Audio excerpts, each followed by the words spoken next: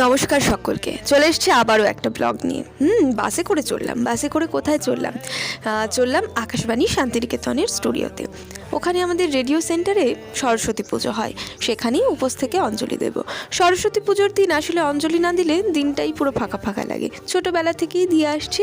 দেখুন, যজ্ঞের আগুন জ্বলে উঠল, সেই আগুনেই মনের সমস্ত কালিমাকে একদম পুড়িয়ে ছাই করে দেওয়া হোক, এই কামনা নিয়েই আমরা পুজোয় বসি। ঠিক তো, ঠিক এমনিভাবেই আমরা দিন শুরু করলাম। খুব আনন্দ হইহুল্লোড় হলো।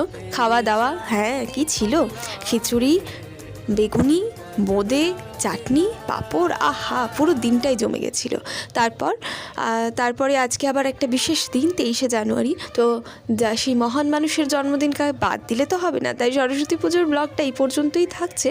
এরপরই নেতাজি সুভাষচন্দ্রের জন্মদিন কিভাবে সেলিব্রেট করলাম তার ব্লগ নিয়ে আসবো। ততক্ষণ ভালো থেকো বন্ধুরা।